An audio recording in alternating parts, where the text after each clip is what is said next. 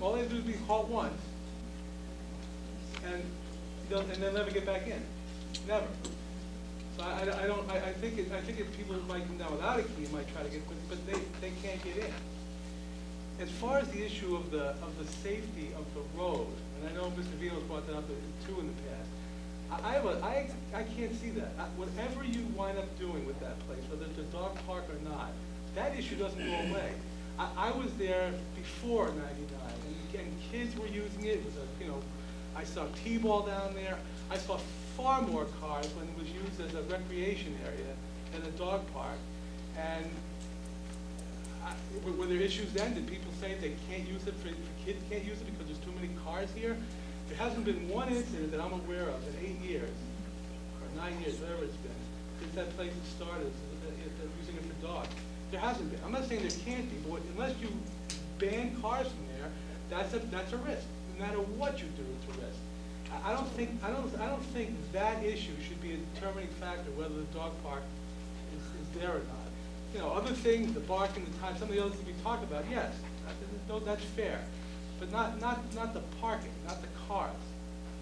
Well, something to add to the cars is right. I see Hold it. Please speak after being recognized, and I want to give everyone an opportunity to speak that wants to speak. So, Rita. Yeah, I think what they're saying is true. It's Rita Mullen, 185, 160. Chestnut Street, no dogs, 2 kids. One of the things that we tried to do is we looked into the price of, we talked about the last one, a key that you swipe your card like you do with the bank. And to be quite honest with you, recreation doesn't feel comfortable spending that much money on the park for something that can be taken away. It's not recreation park land. We are maintainers of the park. We're custodians of the park for the town of North Reading.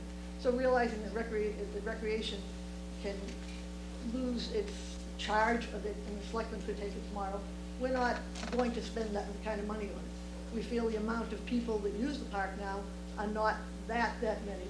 Our thoughts were to clean up the park and feel that, for years, the unsightly fence, things like that, the neighbors had a right to complain about those things. We wanted to take care of the beautification.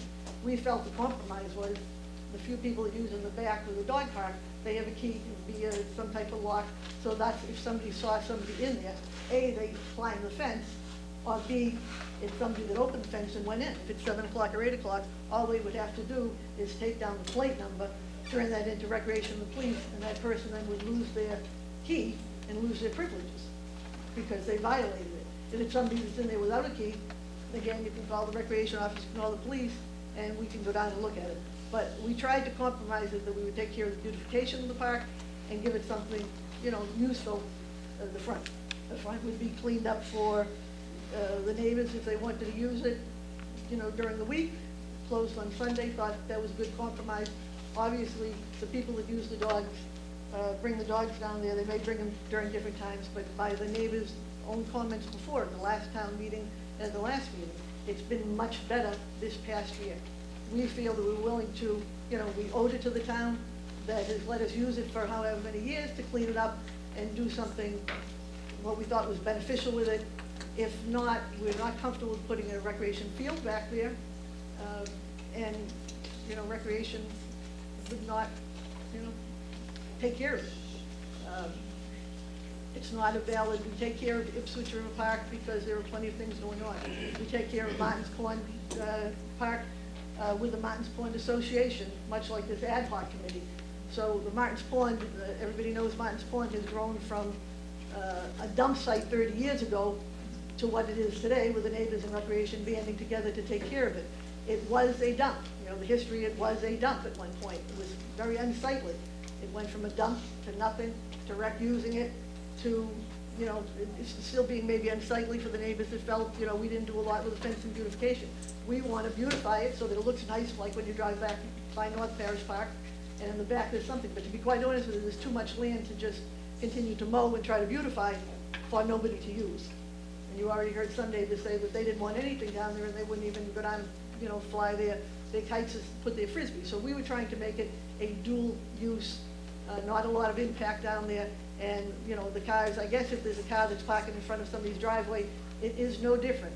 And I will go back to telling you, go to look at Martin's Pond, go to look at Chestnut Street, go to look at across from Monahan Lumber, go to look at the cars that park there all the time. This park is no different than any other ones, and we're trying to make it better. Thank you. Thank you. Gentleman, I'm sorry, gentleman in the back. Doug Lab, 130 Chestnut. I started going to the dog park in 1999, 2000, when I was a resident of Wakefield. It's when I met most of the people at the dog park and found out more about North Reading and decided to move to this town. It's when I learned about the Conservation Committee and what it did with Ipswich River Park. It's a lot of what got me comfortable with the people and brought me to this town. I don't know if there's a compromise that's going to make those neighbors happy to the dog park.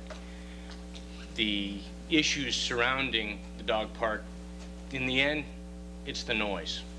Some of it's safety, but it's the noise that bothers them of the dogs barking. I've been down there for probably in the last year only 3 times with my dog. Prior to that, I was probably down there about once a week at least, maybe twice. I can't say that the barking is something that's excessive. If I lived next to it, where I used to live down in at Lake Quantapowhat next to Best Friends or whatever the little dog thing is, I lived right next to it. Literally, my house was across the street, and I heard those dogs all the time. The dog park's not that. Is it quiet? No. There are dogs that will start to bark, and that is what it is. As far as some recommendations, I've never been to the committee meetings or been involved in that. As far as safety, you have the gate. Inside, there should be another gate, and that's where the dog is taken off leash, so that it's once you enter with your key, you're now in an inside, kind of like what they do in police or whatever, but have an inner gate that the dog is then released and then open up to the rest of the dog park. I don't know what the price is for card key, but being a business owner of several businesses and have been involved in others, pass the dollar on to us. And if we want to be members of this dog park, we'll pay for the keypad. And what that keypad gives you is when you swipe it, it registers who it is and the time that they entered. And if it's an inappropriate time, it doesn't even open. The lock won't allow it. Now I got to figure out how to get a 75-pound dog over a 4-foot fence. It's not going to happen. Are there people in this world that are going to abuse these rules and be outside of the rules? Yes, and we all live with them every day. But I don't know that the community of North Reading doesn't appreciate what it has. And I think that it is a good thing. I think it brings people together. And I understand those that live by it don't like the dog barking occasionally. And whether it's occasionally or nightly or daily, I just don't think it's excessive to the point that the rest of the community shouldn't have use of it. Anyone else? Neighbors? Yes. Brian Well-known Wood. neighbor. Brian Wood, 21 Jessup. Right. I have some questions and some drop dates. Those all questions, Deal Brian? with the questions first. About 6 pages? Yeah, those aren't all questions. I do want to go home tonight. I haven't heard, I have yet to hear what the total amount of permits that are going to be issued and how many dogs would be allowed in the park at one given time. And I'm very, very confused as to why we are still continuing to entertain non-resident dogs. I just don't understand that part of it at all. Also, pit bull bylaws. Has there been any discussion on pit bulls and barring pit bulls or allowing pit bulls with muzzles? This issue has to be addressed. There is a way of fixing parking, and that is to put it within the confines of the park itself and get parking off of the street and not parallel with the street. It's currently there. It can be fixed, and it can be fixed for the dog park, or it can be fixed with a park, period. I disagree with the issue that it can stay just the way it is and it's fine. It is not fine. It is dangerous, and when the park was being used for sports, there were numerous close call situations where people got hit or tagged. It was not a good situation. Parks and Rec goes through 26,000 dog bags every year and a half. And those are put out at Clark, they're put out at the dog park, and they're put out at Ipswich River Park. But the majority of those bags are at Ipswich River Park. And what does that tell me? It tells me that there's a vast amount of people, a lot more people than there are at this dog park, bringing their dogs to the park. I see it every single day. I will tell you that I don't experience, as the Parks Director, I do not experience dogs barking at Ipswich River Park because they're on leash. I guess the bigger question to me here, and this is the one that I do not understand, is why, with all of the things that Parks and Recreation has to remedy and fix and take care of, we are putting such an influence on this particular issue. There are a lot of things that need to be fixed and a lot of capital repairs that need to happen.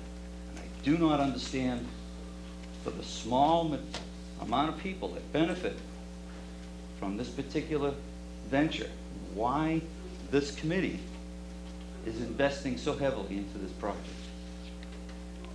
Thank you for your time.